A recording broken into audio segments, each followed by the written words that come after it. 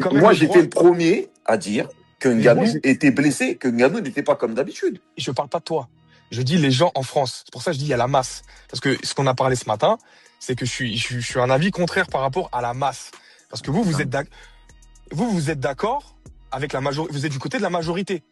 Moi, je suis du côté de la minorité, dans mon avis. C'est ça que je suis en train de vous dire. En France, Non, non, non, non, mais non, non, non, vas-y, non. bah bon, ok, vas-y. Bah, Je gros, suis- je peux pas parler, ça sert à rien. Laisse-moi parler. Je vais au bout de mon analyse. Quand je dis qu'Ngannou, quand on l'a combattu, les gens en France, je parle pas de toi, je parle des médias et la masse des gens qui étaient pro-gagne. Ils ont tous omis de répéter à chaque fois que Ngannou, il avait deux genoux en vrac. Et on est là, on dit, waouh, les deux premiers rounds En incroyables, fait, hein, etc. ouais, vas-y. Les deux premiers rounds incroyables, etc.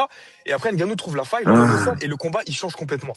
Là, hier, il n'y a pas de désavantage ni à l'un ni à l'autre, parce que les deux, ils sont à 100%, logiquement. Voilà, il n'y a pas de problème. Les deux premiers rounds, le premier round, il se passe comme il se passe. Cyril, il est pas en danger, etc.